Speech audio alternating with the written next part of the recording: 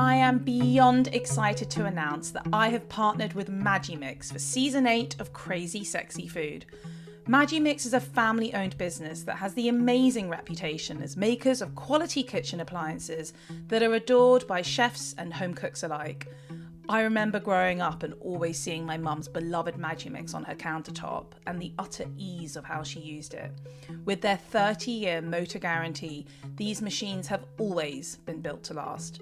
They continue to be relevant as ever in the busy kitchen and make fantastic food processors that make your food go further and reduce food wastage. They are a godsend when it comes to batch cooking and using up leftovers. I use my Magimix every single day. If you're ready to step into the world of Magimix with a new food processor, blender, ice cream maker, or any other bit of kit, then simply pop over to their website and use my exclusive code at checkout for a 15% discount.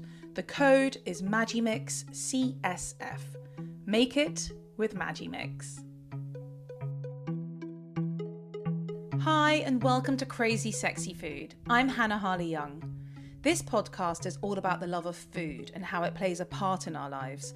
I sit down with well-known personalities, food experts, chefs, and people who, well, just love their food, to find out all about their life, career, and their favourite tastes along the way.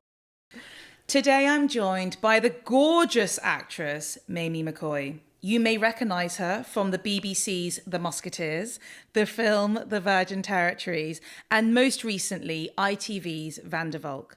But acting isn't the only talent running through her blood. She's part of an incredibly foodie family, with both her parents and brother all being restaurateurs. More on that in a bit.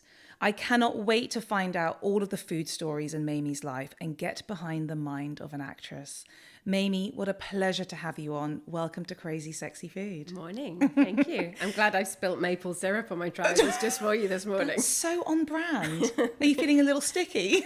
Everything is. Oh, God. What were you eating? Well, I dropped my daughter at school and I went for a coffee, and then I thought, right, I'll paint my nails, write some notes for this, and eat breakfast all at the same time. Okay. So I had like sourdough and peanut butter and maple syrup and banana, but I was kind of picking it with my hands. Right. So I couldn't like smudge my nails. And then I realised on my lovely like cream cords, I got maple syrup. But do you know what I haven't noticed?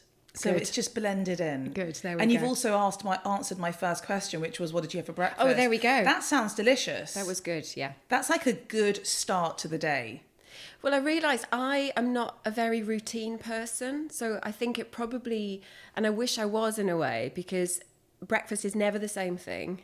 I'm not like, this is exactly what I do every morning, like my dad does with his fruit and his spirulina and his stuff. It's like he never alters from that. So I chop and change, but I think that's how I am as a person as well. I very much change depending on the person I'm with. Yeah. The time of year, if I'm working, if I'm not working, how much time I've got. So every day will be totally different. I think that's good. I think it's good to have variety. I mean, I used to go through phases where I'd have the same breakfast every day. Yeah. And then now I'm like, I can never eat porridge again because I've just overdone it. Yeah. I think it's just important. And also, you don't know what you feel like every morning. Yeah, I think so. And sometimes I'm like, yeah, I'm not hungry till 11. Yeah. No, I'm totally the same. I'm not going to do it. So thank you for joining me in my home. Mm-hmm. We are filming this podcast, which I'm very excited about, and you are part of the guinea pig season, so we are trying it out, but I think so far so good. We met earlier this year at the big festival in the summer. That was fun, wasn't it? Festival was, it was wicked. I had no idea what it was going to be like, and I only went for a day and a night as well. Okay. So we kind of crammed it in. I slightly overlooked the fact that it was a proper food festival. Right. I know that sounds like a really stupid thing to say. Okay, I get but we that. basically just turned up to dance. And dance we did. And it was gorgeous. It was absolutely lovely. And I was trying to think about some of the stuff I ate, because we had... Did you have one of the toasties? There was like a green toast, like a cheese, and I know where you're talking about, and I about. Didn't make it there annoyingly because I'd discovered the stall that was selling the Doritos packets cut in half and filled with melted cheese and pulled pork. Oh, fuck, did they? I missed that one. Yeah, so I ate that for 3 days consecutively. Oh my God, how did I not see that? No, I know. So, but I really did want one of those the toasties. Toasties were amazing. Yeah, we found them on the way back to the tent. Okay.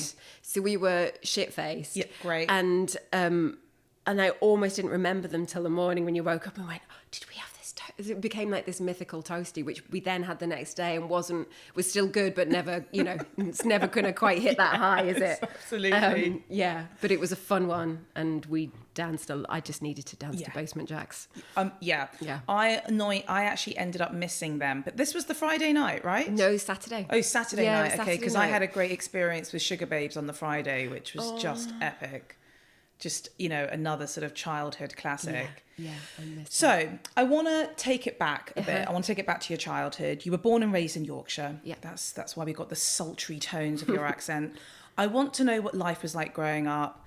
Who was cooking? What were you eating? What was on the kitchen table? Oh, growing up was it's so interesting when you start looking back on it, because it was like anything, it's just totally normal, your own environment, isn't it? But it wasn't very normal, really. We had the restaurant that we grew up in was an old coaching inn. So we lived in what was like the stable bit. Oh, cool. So we had this little bungalow in the stable yard, and we had like a 3-story hotel, restaurant, French bistro underneath. So, and very separate. We weren't in a village. We had the North Yorkshire moors on one side and a big main road. So we were very isolated. So we had this funny little kind of bohemian bubble, which was all about food and service and graft. And so we had, and this strange kind of facade, which I say to my mum and dad all the time, kind of set us up for being actors, really. My little brother's an actor as well. But, it was very much feast or famine. There was very much a show going on, lots of presentation, lots of kind of, greeting people and kind of learning how to interact and I guess be curious about people and to really enjoy what they bring to when they come into this little world, because it felt like a very separate world. So we had... I guess there was like the fancy side of the food in the restaurant, and then the stuff we would have in the house it was never what everybody else had. I always wanted Finder's crispy pancakes, potato waffles and Viennettas like everybody else did. Viennettas! Which I gave to my daughter the other day. She had a play date and I got a Viennetta. Do they still taste the same? Yeah, they're amazing. Oh, God, yeah. I need to get a Viennetta. Yeah, that was a real treat, Viennetta. We never had them. So so we weren't allowed them unless we ate our dinner. Oh, really? Yeah, there was like lots of strict policies in our house. But so it's interesting sort of the sort of split in your childhood. So you sort of had this sort of production going on, so to speak, with the restaurant and so you said it was a B&B as well? Yeah, there were 7 bedrooms in the hotel, yeah. And then, so what was your palate like as a child? Because was it a bit more advanced and Probably. like some of your friends? I think so. And things were always just a bit different. So like when we'd have packed lunch, we wouldn't have like a normal sliced loaf in the house. And we'd get it from, we kind of lived in and out of the restaurant. So we'd have French bread, which I used to be very embarrassed about. So like when we'd have sandwiches at school, I would literally, because I was so shy, so I'd hide them under the table. I just wanted some like shit white bread with some cheese in it. Yeah. And this was a bit fancier, but I never felt like confident or comfortable with that. So there was always that slight juxtaposition. So I guess, and we used to come to London a lot. So we'd eat in certain restaurants. So we'd try things. We used to go to San Lorenzo's. That was our family place, which sounds a bit fancy, but... So in all of my episodes, and I'm in like the 80th something episode, not one person has mentioned San Lorenzo. That was my family restaurant as well. Oh, were you on the board? Yes. Yeah. There's a photo of me on that board. Oh, my parents got married there. My parents met there. Did they? We've celebrated every major birthday in my family at that restaurant. Oh, we have as well. Gosh, we were destined to meet. Oh, wow. So what a special place that was. Yeah, I have so many memories there. So most of the time, me and my 2 brothers would be in the cloakroom with Rose, Yes. who's still our dear friend. We saw her last week. Oh my! When you next see her, please tell her that you know me. Yeah, I will do. Oh my gosh! Yeah. I'm like, sorry, I'm having like this is full on, mad. like nostalgic moments. Yeah, I never meet anybody who's done it really. Oh gosh, that's my childhood. That Did place. you go to the joke shop next door? Was the Yes, joke shop there? yes. So we always used to go and get the fags with the talcum powder yeah. in. Oh my god, I remember that. We like that. So adult. And a loaf of bread, which was a sponge. That was like our comedy Gosh, stuff. Yeah. I'm like trying to get over that. Okay. So in terms of palate, we'd have like Yeah. the crudité and we'd have vongole and stuff like that. That's always what we ate. And then we'd go back home and we'd be having like just stuffed baked potatoes, which my dad had cooked on telly once. Amazing. Because we did like, he was on telly for quite a bit throughout our childhood on various cookery shows. So, you know, we went through like a spell of just doing baked potatoes, scooping them out and then filling them with stuff and then putting them back in the oven and just having salad, you know, that was like So tea. who was cooking for the kids most in the evenings, would you say? Well, do you know what? It's funny because this is where I have a bit of a block in my memory. My memory isn't so strong on that, but I think... So Dad was always in and out of the restaurant working, like literally back and forth. So Mum did most of it, I think. Dad would kind of nip in for that bit just before, because it's just before service, you know. So he'd come in. So that hour before, when we'd be having tea, he'd be in, or we'd have just got in from dance class or whatever we were doing that night.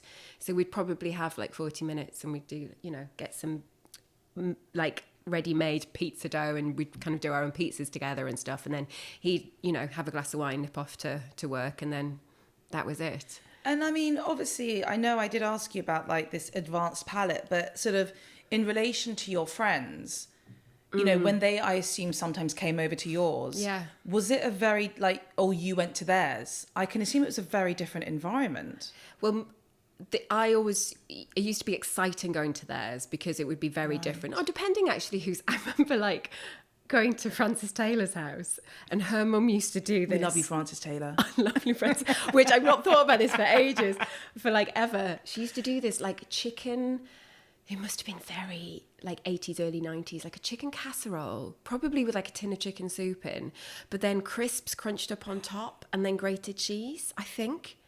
I mean, we would never have got that in our house. Wow. So it blew my mind that you could put crisps on top of a bake. I mean, that sounds fabulous. Something like that. Okay. Very avant-garde, I feel.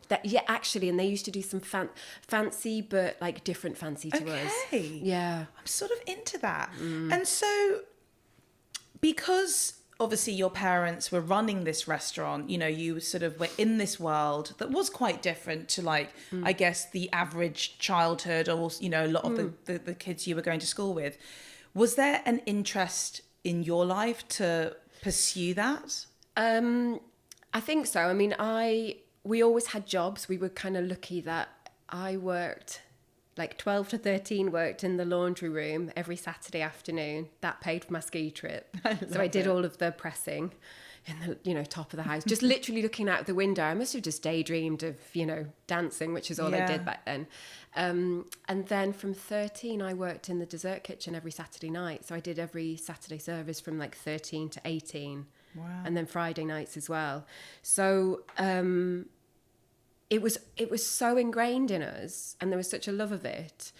But I always remember going, God, I'm not going to do this when I get older, because it's just such hard work. It's so relentless. It's relentless on your body. There's never any time off. You can't really plan anything. Holiday, you know, you're a slave to it, really. Yeah. So I remember that being the thing.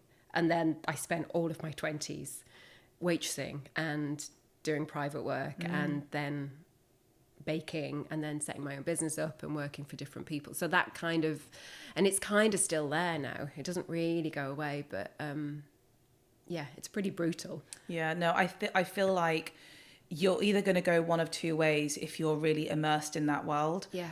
It can either just sort of make you fall in love with it, or you absolutely turn your back on it. Because, I mean, I'm not from a restaurant background, but I obviously meet a lot of chefs. Yeah. And people always say to me, well, you know, would you ever think about opening your own restaurant up?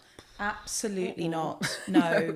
It's just because, you know what, as well, I don't know about you, but one of my greatest pleasures is eating out. Yeah. And I don't want to ruin that. No, you lose it a bit. And I really will lose it. So I did mention your brother in the intro. Yeah. He is the co-founder of Ducksoup, which is in Soho in London.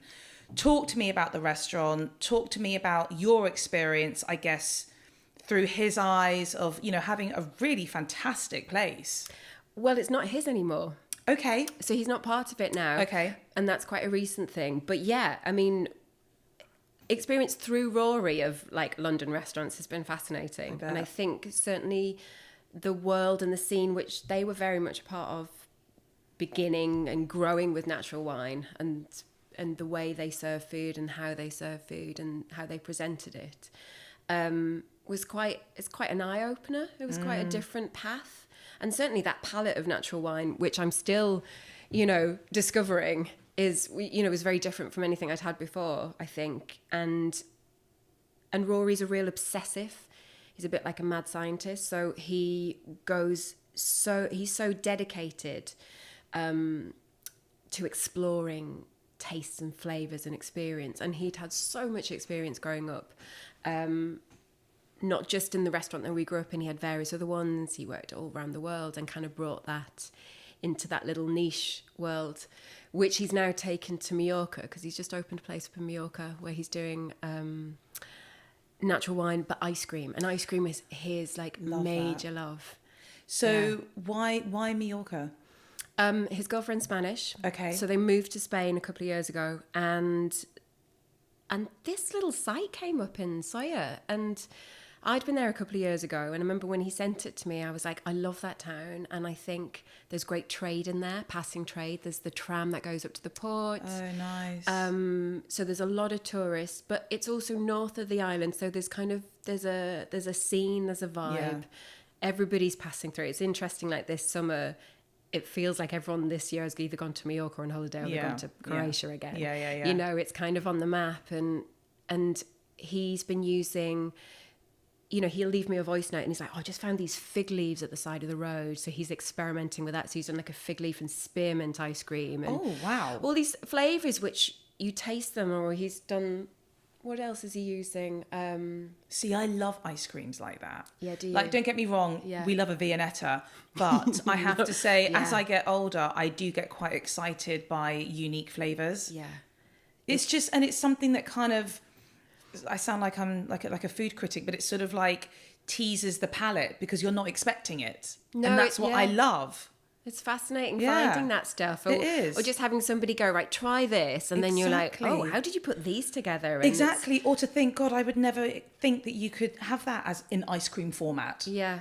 And I it's love not that. gimmicky either. Yeah, It's exactly. just it's very natural. And they are using everything that's around them. And the one ice cream which we loved as kids, my nana, and it's literally his nana's ice cream on the recipe. And I asked my little girl the other day, which was your favourite? And she was like, oh, it was nana's. Aww. But it's double cream and egg yolks, I think. So it's very rich. Okay. So we used to have that when we were kids. And also that we used to serve one in the restaurant, which was Cointreau. And I remember trying it. And you'd be like, oh, this is a bit much. And then you're like, oh, yeah, it's just because it's got booze in it. Well, that sounds love because it's sort of orangey and Amazing, yeah.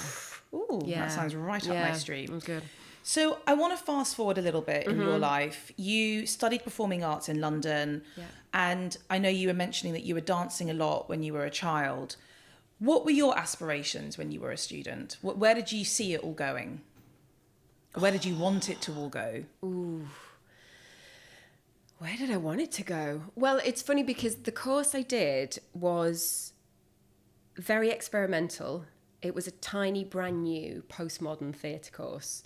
So they kind of, the first day, I remember sitting there and they said, if you want to be in Cats, you're in the wrong place. And I was like, oh, fuck, I just want to be in Cats. I was like, We all wanted to be in Cats. I wanted to be in Starlight Express. Oh my God, did you see that? Yes. That was the first show I saw. I loved it. Loved that. So I was like, oh, I fucking ruined this one because I've got 3 years of just, you know, doing non-text-based work, and all I wanted to learn is some Shakespeare and do some tap dancing. So I was kind of in the wrong place, but I just wanted to come to London. I knew that's where I needed to be to make stuff happen. And I don't think I quite knew what it was yet, but musicals were the drive for... It was all I'd ever done when I was younger, so I couldn't really think past that. But I loved cinema as well. It was always my favourite place to sit in a cinema, you know, that moment where the lights go down and being fully immersed in it. I always loved that. So that was kind of...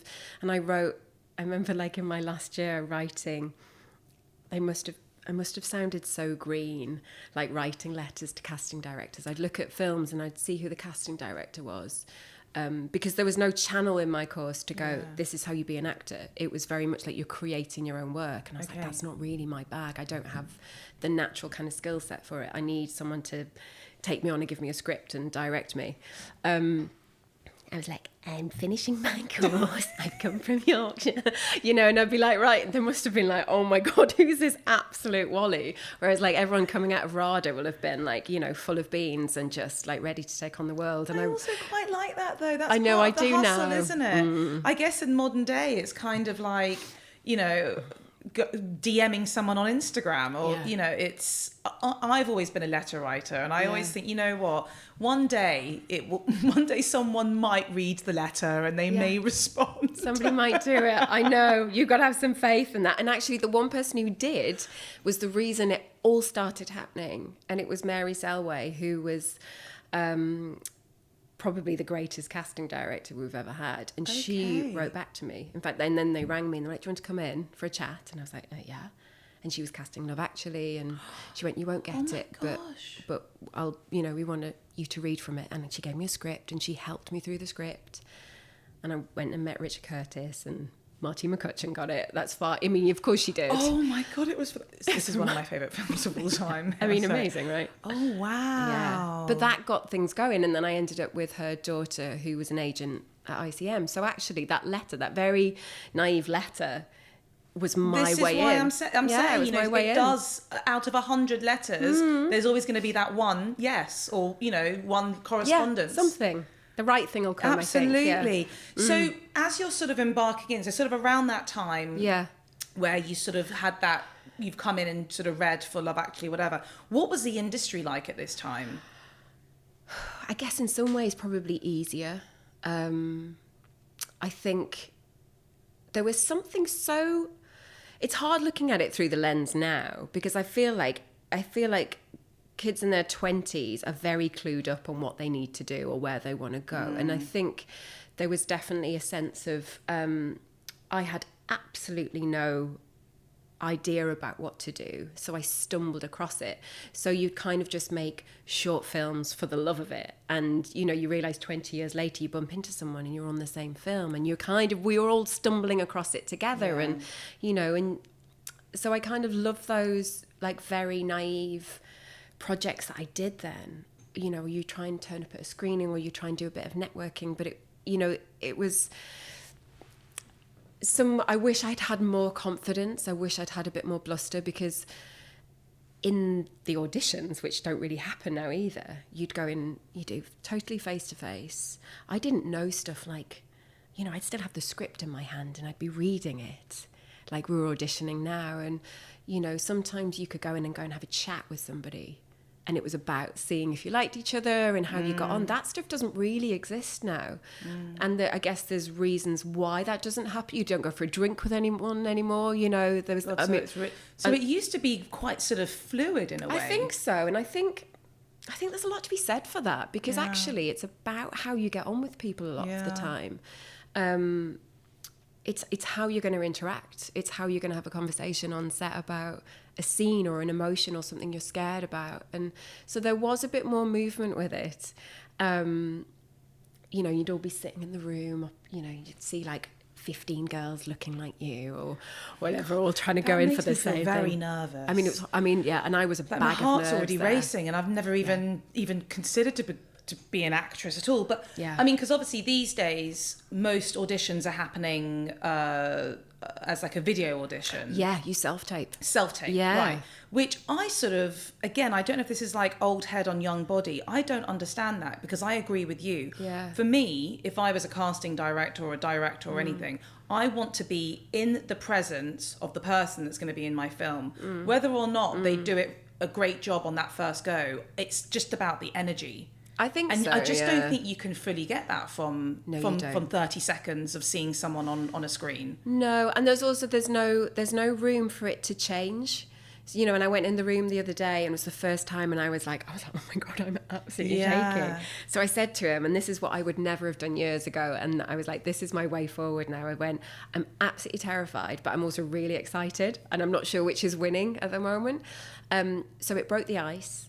You're in and you're allowed to be a bit nervous because you've said it out loud. That works for me now.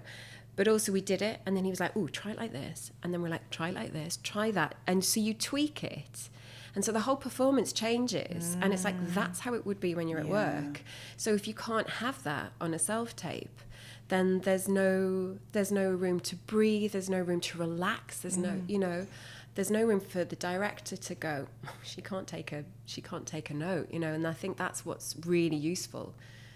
Yeah, no, I completely agree. And I think that's even sort of with anything in life. I mean, obviously after the past, 2-3 years of not even seeing anybody, like you realize that just that, for me, connection happens in person. And, even like recording the podcast when I had to do it remotely for 2 years, I had amazing conversations with people, but I just didn't get it. For me, it wasn't like over 100%. It just felt like there was still that barrier, you lose something. Yeah. So, as I mentioned in the intro, you have been in many productions, both on TV and in film. I'm going to name some others: ITV's A Confession, Amazon Prime's Law, obviously the Muskateers on BBC, and then most recently Van der Valk on ITV. And before we started recording, you said there's a couple that are quite interesting to talk about because they are linked to food because of obviously where you filmed. So let's talk about Van der Valk because that's the most recent production. What was that experience like? Oh, it's a game changer, that one, Van der Valk, I think, because it's kind of dominated the last couple of years of my life. It's been the main job I've had. And it was an interesting time in my life. I turned 40, I got divorced. And She turned 40, she looks 28. With big bags. That was very sweet. I don't know what your secret is. You thank my mum and dad. I'm still looking at the camera. There's still a little to do. That's mum and dad. They got good skin. So yeah, all of these big life things happened, and then that was the job I got, and I'd been auditioning for loads of stuff, and that was the one. And it wasn't the one I necessarily wanted. Okay. But it was definitely the one I needed because I needed that city. I didn't know that was coming into my life.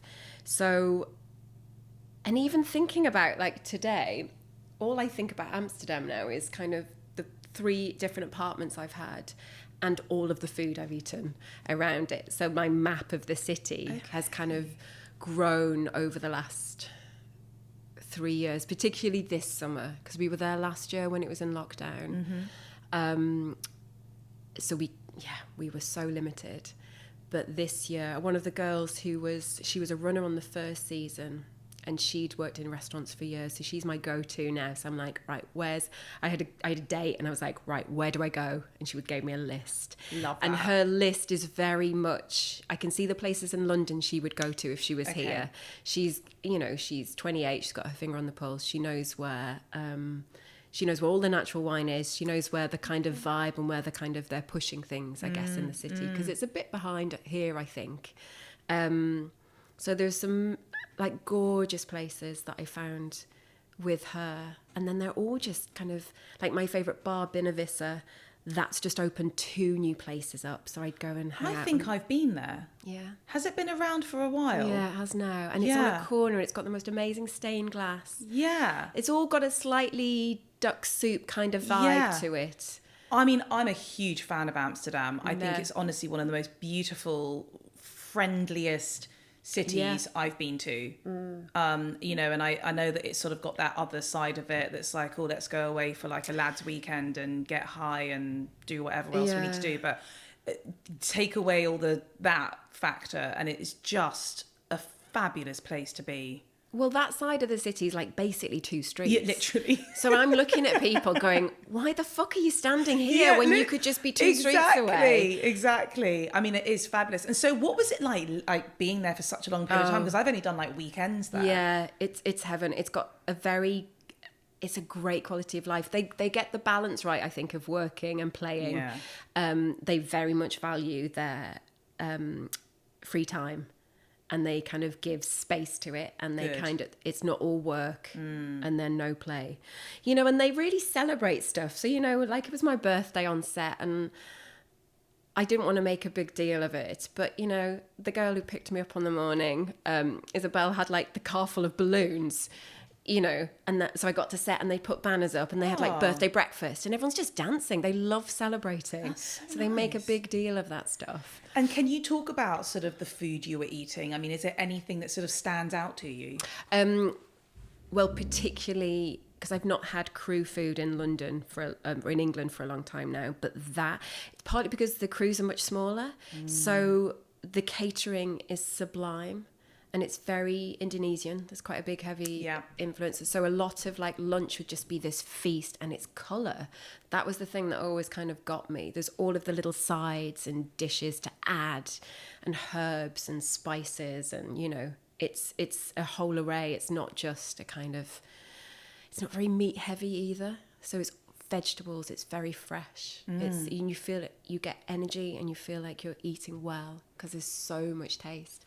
You know, and coffee's amazing on a morning, and like the little breakfast station with like overnight oats and stuff. Yeah, it's oh wow, it works. It's like it sounds good. And then they always do wrap snacks, which is my favourite thing. That was like the best thing ever. So they'll often have, depending on which set you're on, often have a drink at the end of the day, and something fried, or like a little sandwich, or like a falafel wrap or something, and that's your station because everyone lives 10 minutes away. It's not like here where you're 2 hours away. I mean, that's a really... It's very social, yeah, like the whole that's thing. a really interesting angle when we think about sort of TV or film productions, is the catering. Because I can imagine it really differs from city to city, country to country. Yeah. I mean, off the top of your head, where would you say is the worst catering you've had? Probably in England. I knew you were going to say that. I just had a feeling. But that's also from years ago, like when it was a bit I think we've got better, but like I've been on like sort of photo shoots and things like years ago, and I'd be like, what is going on? Like, what is this? Yeah. This, you know, I wouldn't feed this to my dog. But also they're catering on massive scale, so I think that's where, or it would just be heavy, so you'd be like, no wonder everyone's falling asleep because you've just had like treacle sponge and custard, which nobody needs. Like a doorstop of like lasagna or something. You don't need it, but you're gonna eat it. And also, I'm like such a glutton, so I would be like having all of it, and then you're like, no, you can't do that anymore. It's too much. Yeah. And then where would you say is like the best? Would you say Amsterdam? Oh, Amsterdam. Yeah. Really? Yeah. Okay. Yeah, I mean, I'd love to go. I'd love to. I'm trying to think. When I was guess in it's Italy, also what we used to budgets have. as well. Definitely you know? budget, yeah. But we had a relatively small budget, I think, in Amsterdam. But I think, and we changed catering crews every month as well, and you'd get quite a young, sexy vibe. I remember we had one block, and it was 4 girls. And they'd have music on every morning. So you felt like you're at a festival. Love so it. Everybody's at work and you're just hanging out having coffee. So you instantly start the day with an energy and it's just got like a kind of nice little buzz to it. So I want to sort of continuing on from talking about being on set, because I mean, I'm incredibly naive to this world. I mean, I've sort of been on sets, but I always find it quite fascinating asking some of these questions. So I want to know, like, how do you remember lines? I always like when I'm watching things, because like obviously my husband's in the world of, and I'm always like, I try and look at shows now and I'm like, you don't realize how much goes on behind this like 45-minute episode. How do you remember? I find it quite hard. Okay. Some people, it depends what your brain is. You've got to, and it's taken me ages to really understand what my brain does. So I do now what Mark Warren has taught me to do. And so on Van der Valk, he will learn, start learning lines for the Monday before. And then he'll work them every day. Oh. And then the Tuesday, he starts the Tuesday's line. So you're always a week ahead. Okay. And every day you run them. So by the time that Monday comes round, you do it, and then you're doing it for the next block, because we've got so much to learn and he's got even more than I have. So I've started to try and adopt that. Okay. Because I was like, that's where I need some kind of routine and anchorage, because I can't just go, I've got some mates who can just go, yeah, okay. And I'm like, I mean, that's like a photographic memory. Yes, that's really special.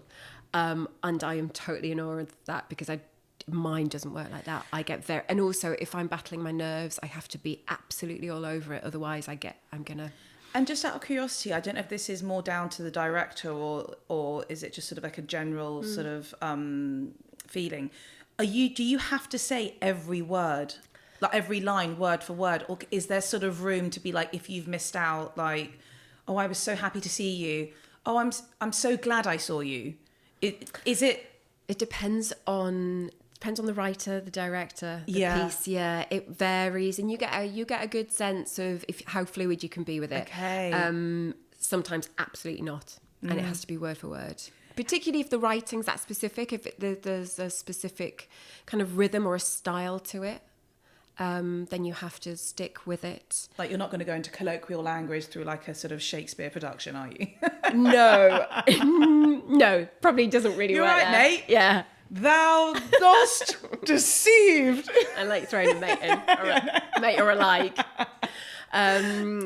But I mean, on Vandervolt, we have conversations a lot with Chris, who's the creator, and you know, there is definitely scope to say, could I rephrase this? Right. Is Okay. this possible? Yeah. That doesn't quite work for me. Yeah.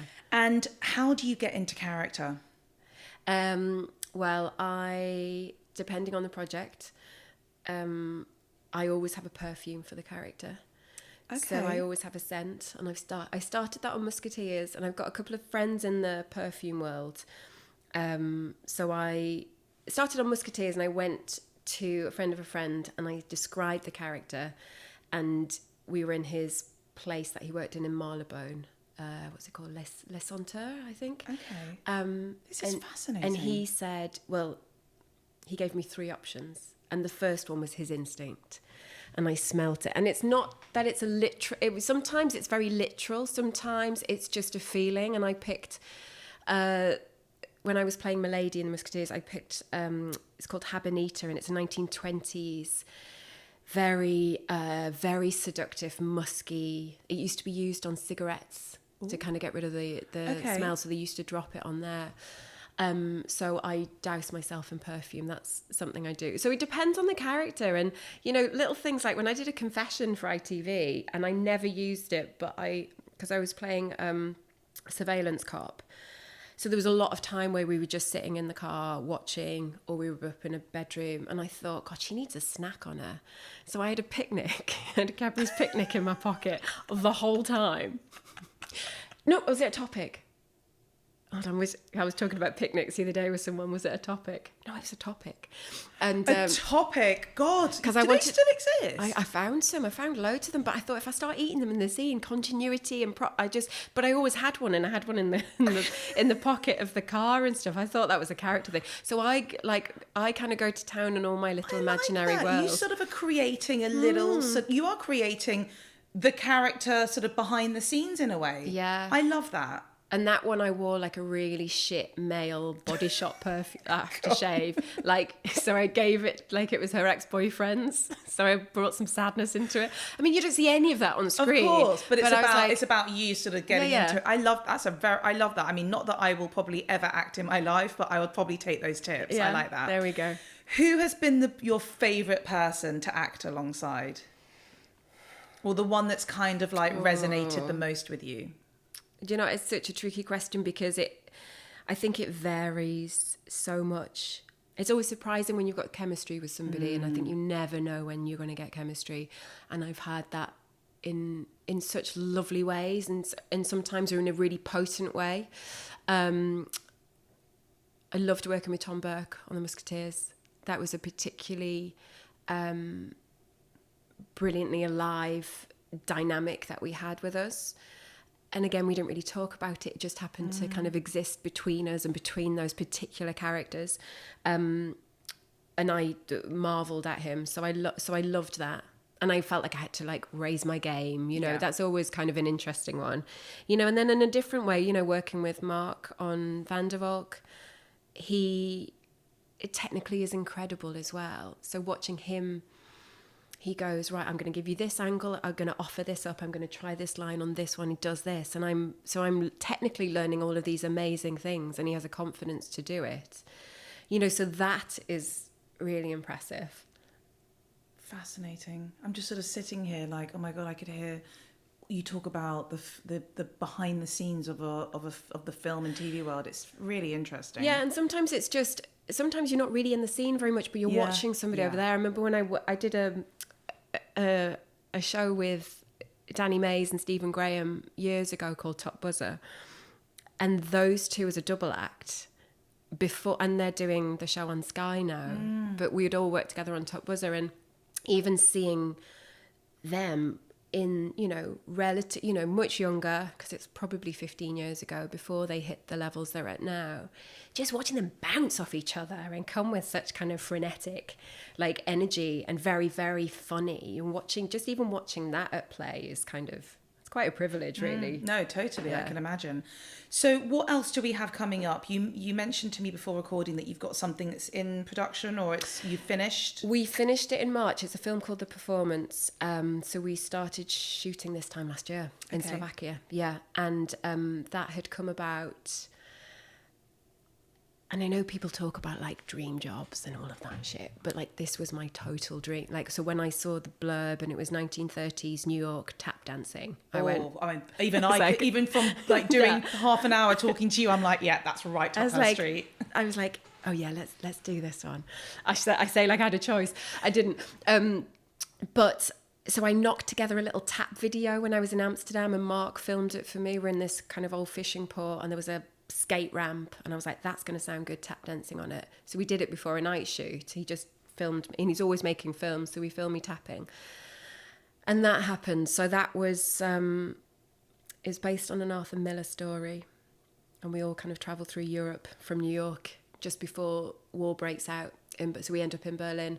So it becomes this almost like a kind of like fever dream, ending up with Dancing for Hitler, as it's like the whole world's about to kind of collapse around us. It's really fascinating, and I don't know when we'll see it, how it'll come out, but it's certainly the thing.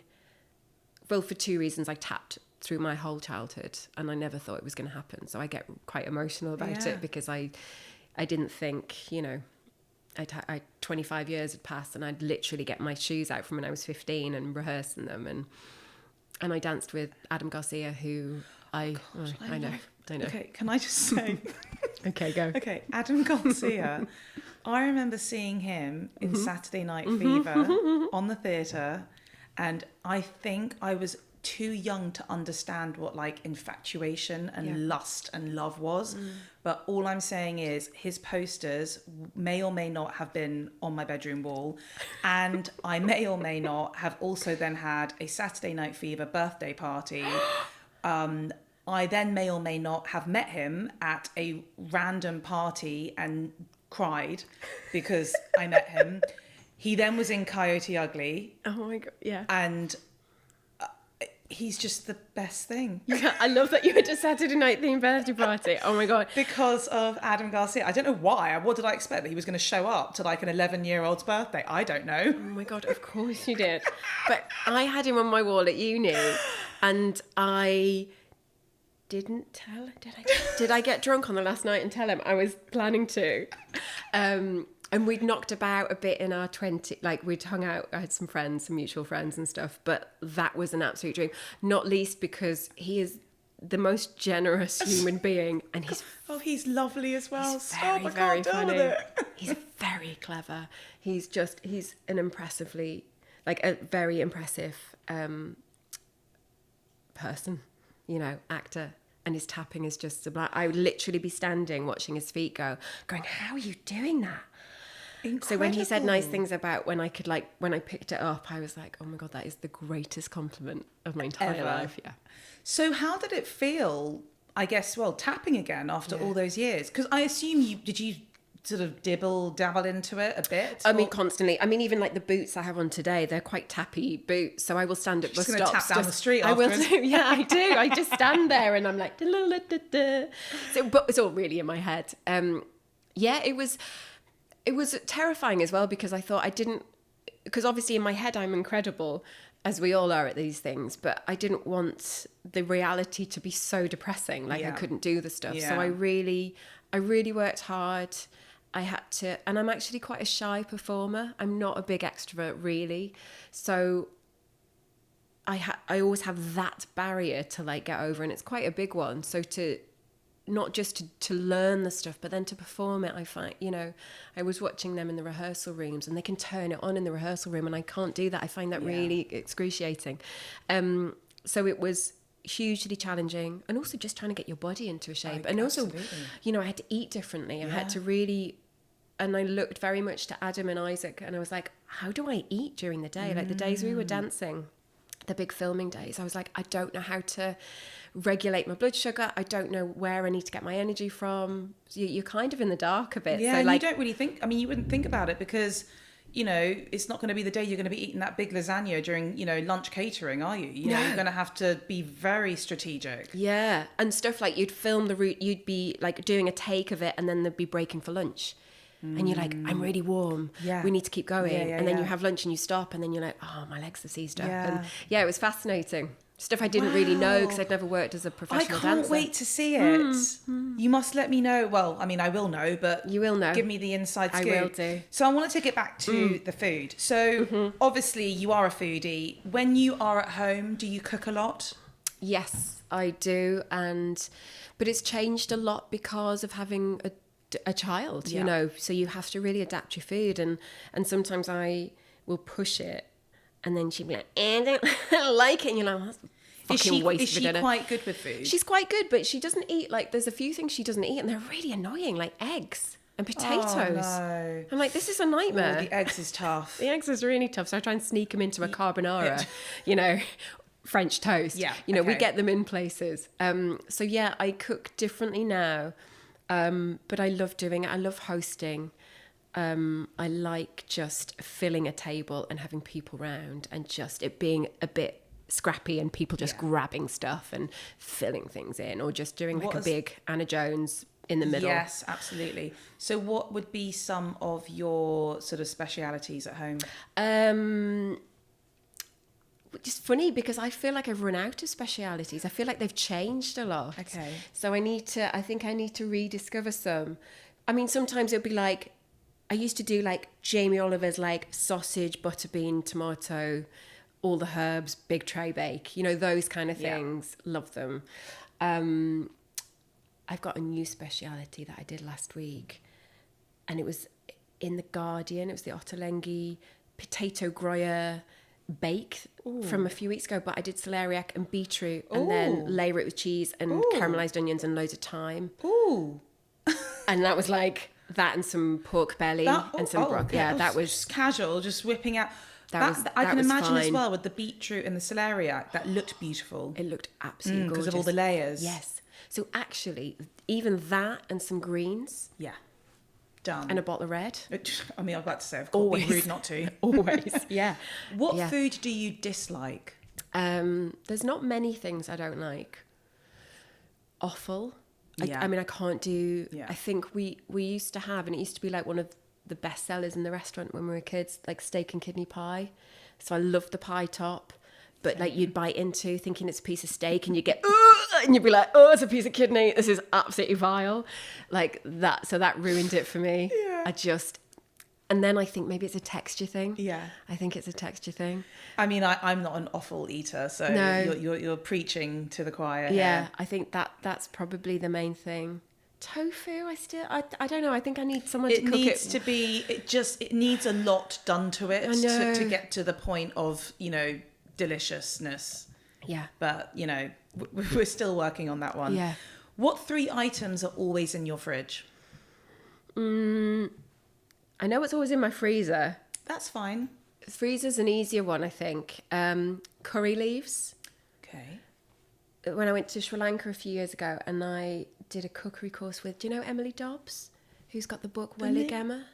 Yes, yeah. I've heard of her. And weirdly, she used to work at Rory. She used to work at Ducksoup for a bit, and I went to Sri Lanka and I wanted to learn to cook, so I found her, and she said curry leaves and ginger in your freezer. So if you're making a dal, which I do regularly, you know, it's all in there. Yeah. So I was like, curry leaves are always in the freezer. I love that. And what's your 3rd item? Cookie dough. Oh, okay. Like, is that cookie dough you've made yourself? Yeah. What, just in the freezer? Yeah, always. I mean, the other day I got so impatient that I didn't wait to cook the cookies. I took them out and I'd done like some ottolenghi, like Anzac cookies. So I just ate them frozen. I chopped them up as I was doing something else. That's the sort of stuff that I do. That was it's just really total nice. impatience and just like, whatever. 20 minutes. Who cares if it's frozen or not? It still tastes good. Yeah. So cookie dough, curry leaves and... ginger. And ginger. Yeah, or croissants. Okay, Bag lovely. of M&S croissants. Yeah, that'll get you through some difficult times. Yeah. Where are some of your favourite restaurants when you're out and about? Well, I feel like from lockdown and being abroad a lot, I feel like I haven't got as many London ones. Banners in Crouch End is always a bit of a go-to. I love Brawn, Smokestack. Always a good, sexy bar date and smokestack. My mates have got a place called Floral Hall in Crouch End. Oh, yeah, I've heard of it. Which is a bit more of a kind of cocktail, small plates. I love that. Right. I always finish my conversations with the famous or the infamous, I don't know, quick fire questions. Yeah. So, what is the craziest food you've ever eaten? Oh, I'm not sure about this. It's subjective. I don't know if it's crazy, but the weird, and I didn't like it, and I had it this summer, it was sea urchin. Okay, that's interesting. It's a delicacy. It is, but it was horrible. They put like custard in it. It was in this place, in this amazing restaurant in Amsterdam, in this old warehouse. So the rest of it was incredible, and I was on a date. Classic, just on a date. And we were like, let's have sea urchin, because I've never had it. So it was all, I think it was a texture, it all went cold and then some strange custard. I feel like there was tarragon, but that's maybe just too weird. The whole thing was like a real bum steer. Right, yeah. Okay. And also a soup I had when I was a kid in France, which felt like it felt like frog spawn. Okay. Maybe it was. I don't know. It probably was, but it felt like little gloopy little eyeballs. Oh, God. Horrid. No, yeah. Thank you, but no thank you. No, thanks. Okay, I'll accept those answers. Okay, thanks. What has been your most memorable meal? Do you know what? It's funny. If I think about, I have so many food memories and it's never the full meal. Mm-hmm. So it will be like random things that pop into my head, like butter and brawn. Like, I remember being there and that was like the greatest butter I think I've ever tasted. I don't know if it's still like that, but it was a few years ago. I remember when I was like early 20s, and this is when Rory had his restaurant up in the northeast, and he had a night off. I think they'd shut the restaurant or something, and he went, "Shall I come down and take you for dinner?" And I went, yeah. And I was skint. My little brother was a dancer in London. We were both skint. So he jumped in this shit white van. He jumped in this white van, drove 5 hours, picked us both up. We went to Sheiky's, parked the white van outside, got there for like 10 o'clock. And I don't remember what we had, but I remember we drank Billy Carr's salmon. So we had like, it was my first proper like pink fizz, that's kind of that seared in my memory. And we sat in the window, the three of us. We've had loads of meals, just the three of us, where like that was just totally random. And then we were up all night, and then he drove back to Middlesbrough the next day and stuff. I love stories like that. Yeah. So it's more about that than the meal as such. Okay. We have this mythical place up in Nice. And I don't know if it still exists. It was called La Chaumière. And we went, I was about 18. And we went with like all the family friends. Michael Winner was with us. I mean, that's random. Random. But also fabulous. Yeah, it was just so strange. Winner was at the other end of the table. Why was Winner there? Because he was friends with my dad's mate. So Winner was up there. Didn't pay us. I don't even said hi, but bless him. But we had the most incredible aubergine, like a baba ganoush, I guess. And I didn't realise how expensive this place was. And you had to call ahead and you had to say chicken or fish. The big open fire. So they just put whole chickens, this aubergine and like bread. It was very rustic. And Roger Moore was sitting over there, I remember, because I was like, oh, it's a bit pricey, right? We're not paying. But it was that aubergine. I remember that dish. Yeah, so it's like the dish, or it's the lighting, or I love your food stories and all these random people that are just popping up. Yeah, they're a bit bizarre. Important question. Oh God, okay. My favourite snack of all time is a packet of crisps. Oh, yeah, me too. My listeners know that my favourite flavour is pickled onion Munster Munch. Oh my God, me too. They're sitting... What? Wait, hold on. Wait, Oh, what? I didn't know that. Is that your favourite flavour? Yeah, isn't it Grace? Is it Grace Dent's as well? Yeah! I saw Monster Munch just out behind And you were wondering head. why they were sitting on a cake stand. Oh, is it? Are they yours? Well, I mean, I love a crisp. So those prawn cocktail Seabrook crisps. Okay, no. Stop. Can I have one? No. Okay, you were doing really well. Okay. So don't ruin it.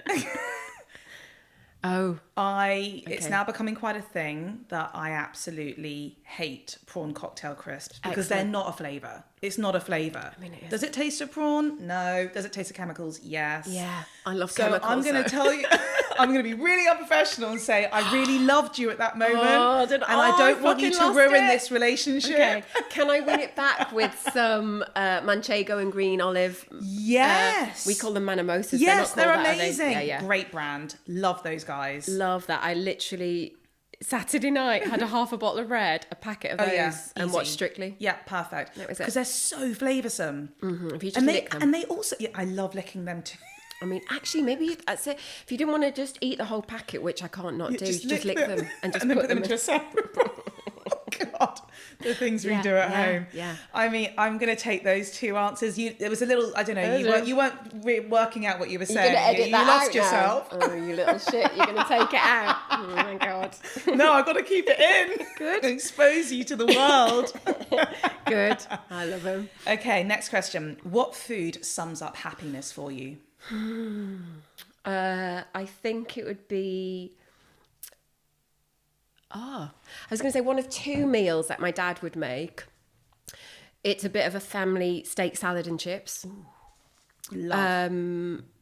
Yeah. And I can never choose between béarnaise or poivre sauce, so I'd probably have to have both. Okay. And then it would also be a couple of things from San Lorenzo's. It would be crudité. Still on it. Yeah. I'd have to come back there. I'm still not over this connection. Yeah. But that is a really special, dish. Yeah. That sauce. I could drink it from the bowl. Oh, I know, and I just see the bowl and the Sort of it's like the anchovy cream and walnuts. Walnuts, yeah.